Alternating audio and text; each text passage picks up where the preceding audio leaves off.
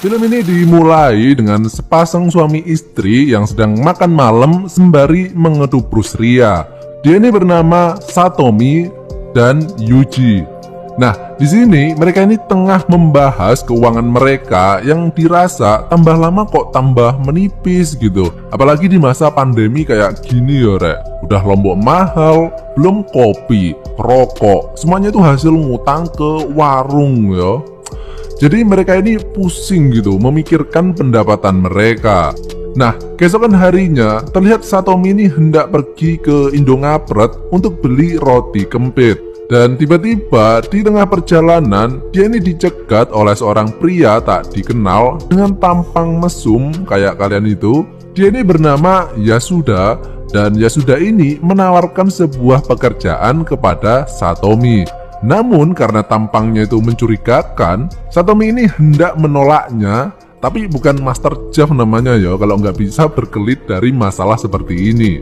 Ya sudah, kemudian mencoba melihat tangan Satomi dan mengatakan bahwa tangan seperti miliknya ini cocok banget bekerja sebagai tukang pijat. Dan ya sudah meyakinkan Satomi bahwa pekerjaan tersebut adalah pekerjaan yang bener yo, bener-bener enak. Dan karena Satomi ini terlena oleh kata-kata manis bujuk rayu setan Jimbe, akhirnya Satomi pun mau mengikuti tawaran Yasuda. Dan film ini pun dimulai. Kemudian Satomi disuruh untuk mengganti baju, sementara Yasuda akan menunggu di ruangannya. Namun yang gak diketahui oleh Satomi, ternyata di kamar Satomi tersebut tengah dipasang kamera CCTV. Sehingga Yasuda ini bisa melihat semua yang terjadi di dalam kamar Satomi. Yasuda kemudian memberikan sebuah list instruksi tentang bagaimana cara untuk memijat pelanggan mereka. Dan di sini semua perintah tersebut adalah petunjuk memijat secara normal ya. Kemudian terlihat pelanggan pertama Satomi, dia ini bernama Okada, dan Okada ini baru pertama kali datang ke tempat pijat seperti ini, jadi dia ini agak grogi gitu ya. Mereka pun masuk ke dalam kamar dan Satomi kemudian memulai profesinya sebagai tukang pijat untuk pertama kalinya. Sementara itu, Yasuda memantau semua kegiatan mereka dari HP-nya. Nah, sepulangnya, terlihat Satomi ini bersiap untuk istirahat dan meminta kepada Yuji agar mau bermain petani sejahtera dengannya. Namun Yuji ini nggak mau yo, karena dia ini udah kecapean main pepeng shot seharian. Sehingga Satomi ini bisa dibilang jarang banget disentuh oleh suaminya. Dan kalau kalian tahu, inilah salah satu sebab wanita itu mencari batang idaman lain yo. Keesokan harinya, terlihat Okada yang kini ketagihan dengan hasil pijatan jari lentik milik Satomi. Dan Satomi sesuai dengan standar SOP yang baik, dia pun melayani pelanggannya tersebut secara sopan. Dan terlihat Yasuda ini tersenyum licik sembari bersiap-siap untuk mengawasi Satomi dari kamera CCTV. Sementara itu, Satomi memulai pijatannya secara normal. Namun, semua itu berubah ketika ia melihat antena milik Okada berdiri tegak ketika mendapat sinyal yang begitu kuat.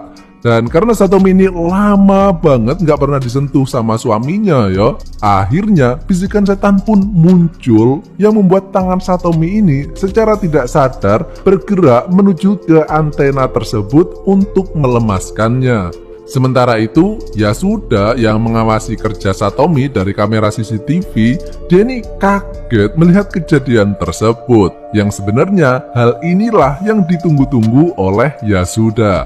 Setelah selesai, terlihat Yasuda masuk ke dalam kamar kerja Satomi dan di sini barulah terlihat niatan busuk Yasuda yang sebenarnya. Yasuda memberitahu kepada Satomi bahwa selama ini dia itu sebenarnya selalu mengawasi Satomi. Yang artinya Yasuda juga tahu tentang kelakuan bejat Satomi barusan kepada Okada. Sehingga Yasuda ini berniat memeras Satomi secara harfiah yo, bener-bener ada yang diperas itu. Dia ini mengatakan jika dia tidak mau rekaman itu diketahui oleh suaminya, maka Satomi harus mau menuruti keinginan Yasuda. Sehingga akhirnya Yasuda pun berhasil menikmati bikang anget milik Satomi. Dan setelah kejadian itu, Yasuda ini berniat menikmati tubuh Satomi sendirian, sehingga ketika Okada datang, Yasuda justru memberitahu bahwa Satomi tidak masuk kerja, yang mengakibatkan Okada pulang dengan rasa kecewa. Namun yang namanya jodoh nggak bakal kemana ya meskipun jodoh yang dimaksud adalah jodoh busuk sih. Beberapa hari kemudian, Okada justru secara tidak sengaja bertemu dengan Satomi di jalan dan mengatakan bahwa beberapa hari ini setiap kali ia datang ke tempat pijat tersebut, dia nggak pernah bertemu dengan Satomi. Nah, Satomi yang sebenarnya tertarik dengan Okada, atau lebih tepatnya tertarik ke batang Okada, kemudian mengajak Okada mampir ke rumahnya. Kan kalau di tempat kerja selalu dihalangi sama Yasuda toh, sehingga Satomi kemudian menawarkan apakah dia mau pijet di rumahnya saja. Dan tentu saja mau yo. Dan seperti yang kalian duga, akhirnya yang Satomi pijet juga bukan tubuhnya, melainkan tongkol jagungnya. Dan mijetnya juga nggak pakai tangan yo. Ada yang tahu pakai apaan? Nah, setelah kejadian itu, kemudian Satomi memutuskan keluar dari pekerjaan laknat tersebut. Dan Satomi ini nggak takut yo dengan ancaman Yasuda, sehingga kini terlihat Yasuda tengah mencari target lain. Sementara itu, meskipun Satomi sudah berhenti menjadi tukang pijet, namun dia ini masih menjalin hubungan dengan Okada sebagai tukang pijet pribadinya. Dan semua hal itu tidak pernah diketahui oleh suaminya sama sekali. Sehingga meskipun Satomi ini masih kesusahan keuangan setidaknya dia kini sudah tidak kesusahan masalah perbatangan. Dan film busuk ini pun berakhir.